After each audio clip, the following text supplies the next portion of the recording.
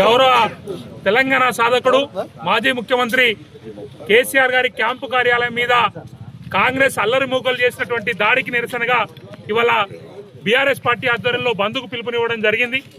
ఈ బంద్లో భాగంగా ఇవాళ డిపోజిట్ ధర్నా కార్యక్రమాన్ని నిర్వహించడం జరిగింది।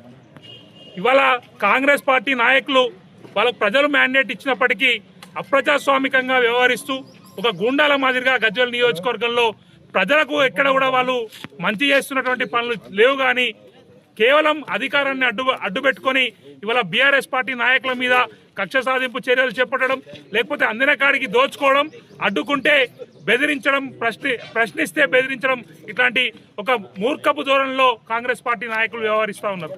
అదేవిధంగా నిన్న జరిగినటువంటి క్యాంప్ ఆఫీస్ మీద కేసీఆర్ గారి క్యాంప్ ఆఫీస్ మీద దాడి అంటే యావత్ తెలంగాణ ప్రజల మీద దాడిగా భావించి మొత్తం తెలంగాణ వ్యాప్తంగా ఉన్నటువంటి ప్రతి తెలంగాణ ఉద్యమకారుడు, తెలంగాణ రాష్ట్ర వ్యాప్తంగా ఉన్నటువంటి కార్యకర్తలందరూ కూడా ఇవాళ స్పందించడం జరిగింది। అదేవిధంగా ఇవాళ గజ్వేల్ నియోజకవర్గంలో కూడా ప్రజలందరూ కూడా స్వచ్ఛందంగా బంద్ను పాటించి ఈ కాంగ్రెస్ పార్టీ చేస్తున్నటువంటి గూండాయిజానికి, అరాచకానికి నిరసన తెలిపేటువంటి పరిస్థితిలో ఇవాళ గజ్వేల్ నియోజకవర్గంలో సంపూర్ణమైనటువంటి బంద్ కొనసాగుతూ ఉన్నది।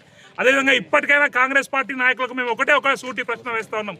మీరు పదే పదే కేసీఆర్ గారు ఎక్కడ అని ప్రశ్నించడం కానీ, లేదా కేసీఆర్ గారి క్యాంపు కార్యాలయం మీద, లేదా కేసీఆర్ గారి ఫామ్ హౌస్ దగ్గరకు వచ్చి ఏదో చిల్లర ప్రయత్నాలు చేయడం ద్వారా మీడియాలో స్పేస్ దొరుకుతుందేమో కానీ మీరు ప్రజల హృదయాల నుంచి రోజుకింత దూరం అవుతున్న విషయాన్ని మీరు గమనించాల్సిన అవసరం ఉన్నది। ఇవాళ కాంగ్రెస్ పార్టీ ఇవాళ బీఆర్ఎస్ పార్టీ కుటుంబ సభ్యులు మేమందరం కూడా కేసీఆర్ గారి ప్రతినిధులుగా ప్రతి గ్రామంలో ప్రజల కష్ట సుఖాల్లో మేము భాగస్వాములం అవుతా ఉంటే వాళ్ళు ఏ గ్రామంలో ఎక్కడ మట్టి దొరుకుతుంది, లేదా ఎక్కడ ఏ సమస్య ఉన్నది, ఆ సమస్యను అధికారుల దగ్గర తీసుకుపోయి ఎంత కమిషన్ తొబ్బాలనే ఆలోచనలోనే కాంగ్రెస్ పార్టీ నాయకులు ఉన్నారు।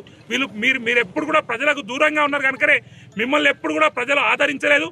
కాంగ్రెస్ పార్టీకి గజ్వేల్ నియోజకవర్గంలో జరిగినటువంటి గత 3 అసెంబ్లీ ఎన్నికల్లో ఇవాళ 35,000కు మించి అంటే డిపాజిట్ కూడా ఎక్కడ దక్కినటువంటి సందర్భం లేదు।